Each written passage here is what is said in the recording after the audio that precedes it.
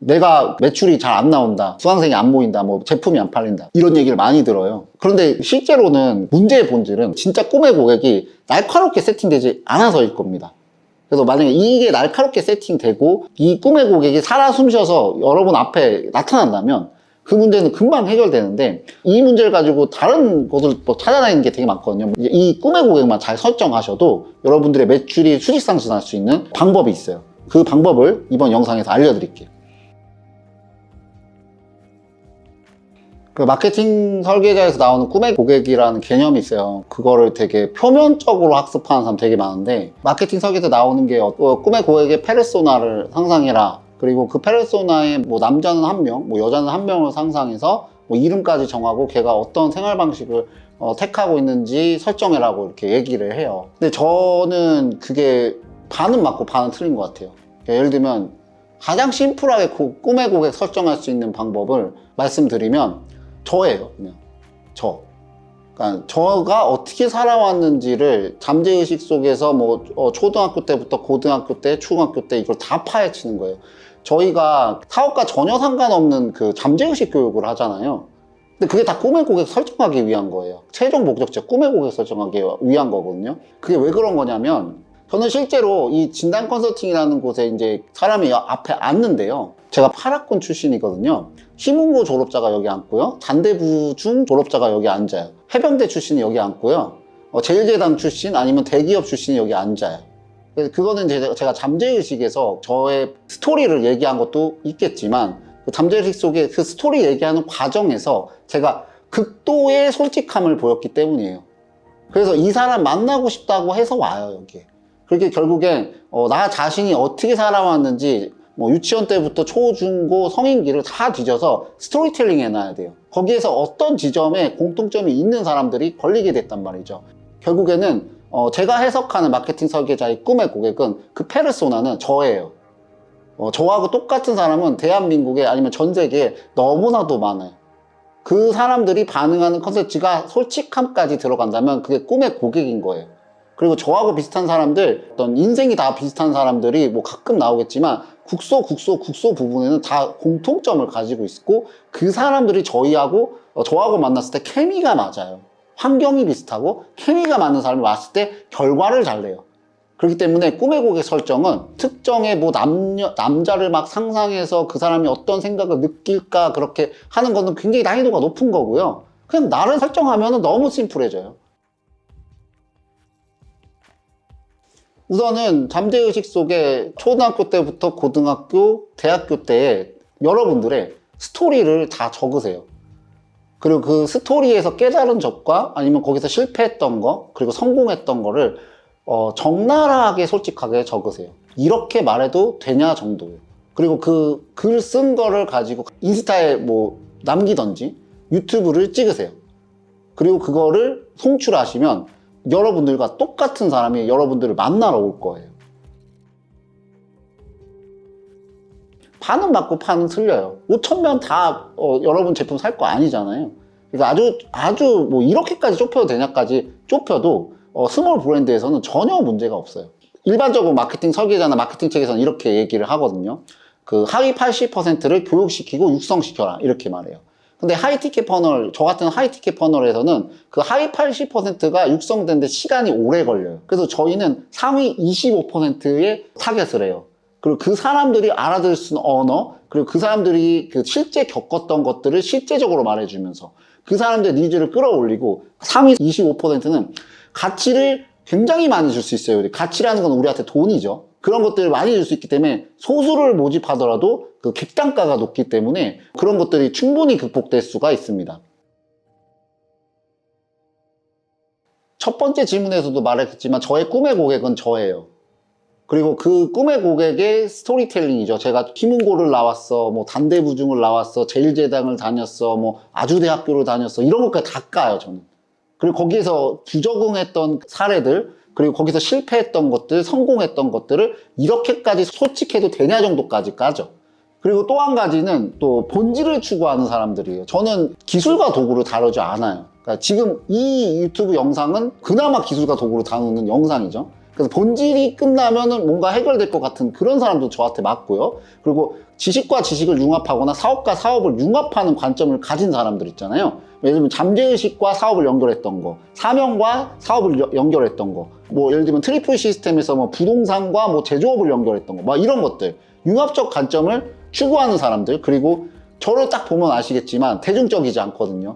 비대중적이고 언더독스럽고 사회에 부정했던 좀 특이하고 이상한 사람들, 그 사람들이 저의 꿈의 고객인 거예요. 결국에 저의 디테일한 과거 스토리가 격렬하게 솔직하게 공개됐을 때 그 국소 부분에 비슷하게 경험했던 사람들은 다 꿈의 고객이 되는 거예요, 저한테. 그렇기 때문에 아주 뾰족하게 나 하나만 집중했는데도 꿈의 고객이 여러 군데서 오게 돼요. 그 성향이 비슷한 사람이 왔을 때는 저의 사업 방식이 적용됐을 때 폭발을 일으킵니다. 폭발. 저의 10년을 그냥 없애버리죠, 그분들은. 그리고 그런 사람들이 많이 들어오면 많이 들어왔으면 어떻게 될까요? 성과가 너무 잘 나오죠. 내가 엄청나게 잘 가르치는 것도 당연히 있겠지만 그분들이 준비가 되고 될 놈들이 들어오는 거죠. 비슷한 사람인데 거기 한 부분만 잘못돼 있어서. 예를 들면 10명을 수강생으로 받았는데 꿈의 고객이 8명이에요. 그럼 어떻게 되죠? 8명의 성과가 나와. 그럼 어떻게 되죠? 명문 학교가 되는 거죠. 근데 꿈의 고객이 아닌 사람들, 마케팅을 막 메타 광고를 쓰고 유튜브에서 대중성을 띄워가지고 꿈의 고객이 아닌 사람을 막 받았어요. 돈을 많이 땡겼습니다. 돈 10억 땡겼다고 그러고 막 온라인 강의에서 돈 많이 벌었다고 하잖아요. 그거 얼마나 지속 가능할까요? 1년 갈까요? 그렇게 80, 90% 다 사라지거든요. 그래서 결국엔 진짜 나하고 핏이 맞는 고객이 와서 성과를 내고 고객의 그 생애 가치를 저는 극대화시킵니다. 그래서 5년 뒤에도 저를 응원하고 그 사람을 내가 응원하고 1년 뒤에도 응원하고 3년 뒤에도 응원해요. 그러면 그 사람들이 계속 복리처럼 쌓이겠죠. 그 사람의 그 말을 듣고 또 다른 고객을 끌고 오겠죠. 이게 플랫폼을 설계해버리는 거예요.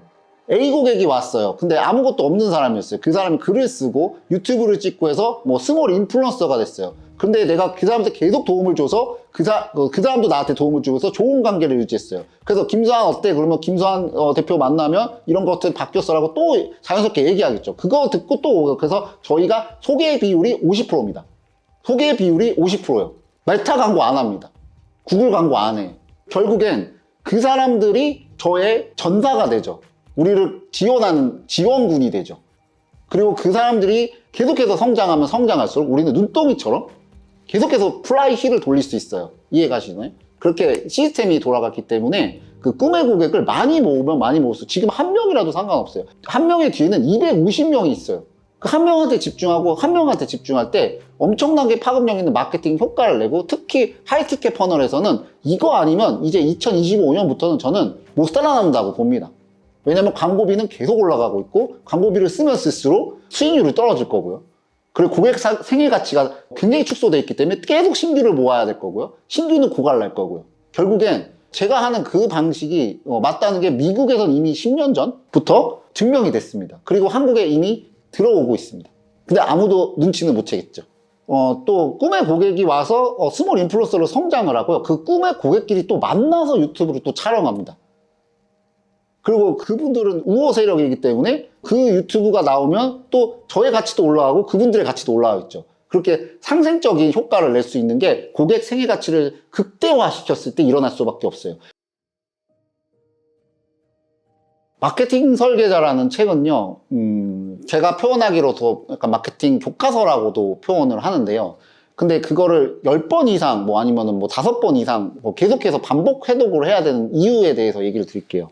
이 책을 한 번 읽으면요, 사실은 마케팅을 좀 공부한 사람들은요, 좀 뻔한 소리기도 해요.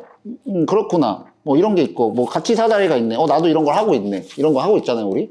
근데 2번, 3번, 4번, 5번 읽으면서 실제 패널을 계속해서 개선해 나가면서 그것을 계속 읽고 있다. 근데 거기에 심오한 의미까지 파악할 수 있거든요. 아까 제가 꿈의 고객 파트에서 꿈의 고객은 나예요 라고 말했잖아요. 똑같은 걸 읽었는데 분명히 어떤 사람들은 그 꿈의 고객을 나라는 인지를 못한 채로 30대 남자가 있습니다. 남자는 이런 생각을 할 겁니다. 이러고 있을 거라면 그 사람이 내가 아닌데 그걸 어떻게 파악합니까? 그 꿈의 고객. 어디 신문기사 아니면 유튜브에서 봤던 것만 찌그릴 수밖에 없는 거죠. 근데 나는요. 그리고 심지어는 나라고 설정하더라도 잠재의식 파트를 모르면 이 마케팅 설계자 들어오지 않습니다. 이거. 왜냐면 내가 진짜 뭘 원하는지도 모르거든요. 그분들이. 그러니까 진짜 꿈의 고객을 설정할 수 없는 상태로 이거 프레임워크라고 한다는 거야. 본질이 없는데. 내가 중학교 때 뭘 느꼈는지 뭐 솔직하게 얘기하지도 못하고 내가 뭔지도 모르는 거, 뭘 원하는지도 모르는 사람이 꿈의 고객을 설정하고 있죠. 그런 식으로 오류를 범할 수가 있어서 이 마케팅 설계자라는 책만 하면 되는 게 아닙니다. 이건 그냥 프레임워크입니다. 교과서긴 하지만 여기서 심플하게 아마 만들어드리면 꿈의 고객 설정하고 나죠. 링크 하나 받고요. 와서 그 사람이 나하고 하고 싶은 마음이 들게 하면요. 끝이에요.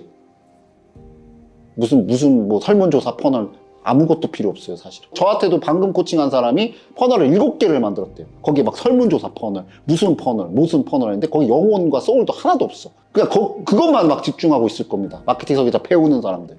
그렇게 하면 안 됩니다, 절대. 아까 말했던 꿈의 고객이 나다. 나를 정확하게 파악한다. 그거에다 에너지를 소집중한다. 그리고 링크 하나 박는다.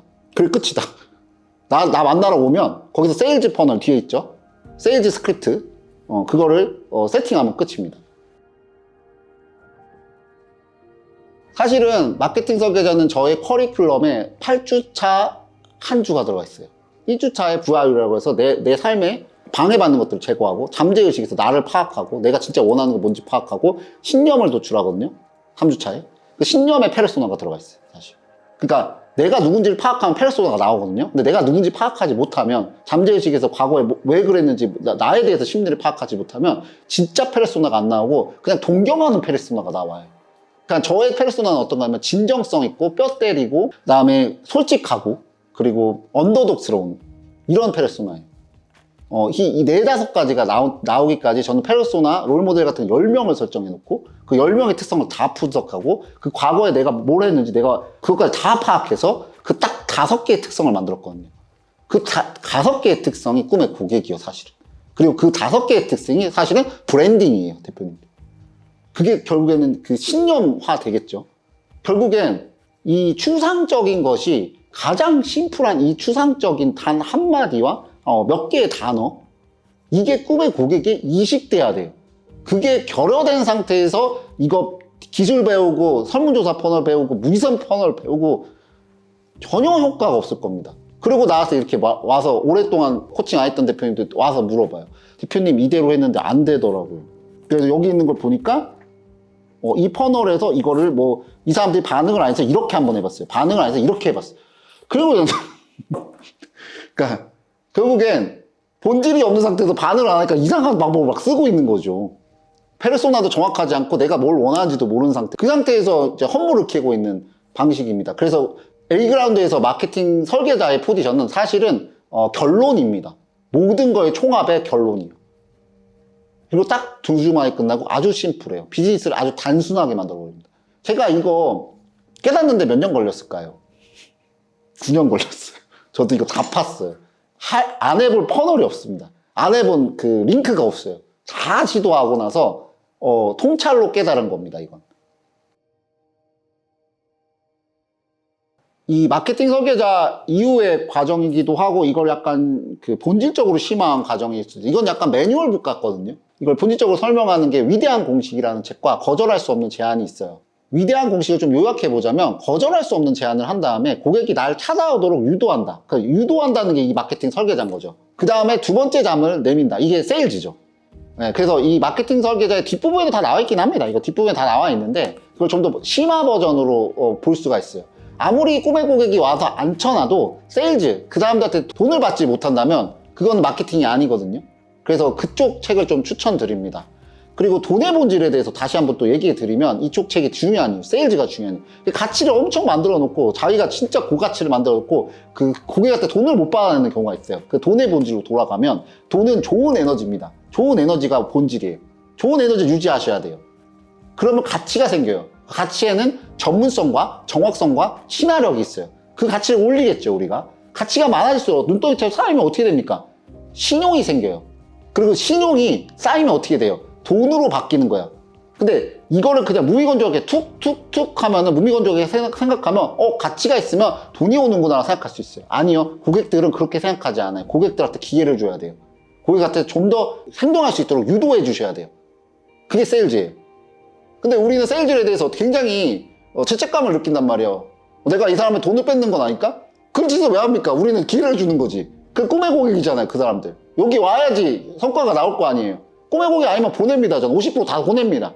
안녕히 가시라고 엄청난 가치를 주고 거기서 돈을 끊어버립니다. 제가 꿈의 고객이 아니잖아요. 예, 그런 식으로 그 세일즈까지 완성이 되려면 거절할 수 없는 제안과 위대한 공식을 꼭 읽어보시면 좋습니다. 이 채널은 이렇게까지 솔직해도 되냐 정도의 그 저의 사업의 뭐 생각, 뭐 실패 과정, 뭐 성공, 뭐 전략 이런 것들을 과감없이 공유하는 채널입니다. 구독해 주시면 많은 인사이트를 얻으실 수 있으실 겁니다.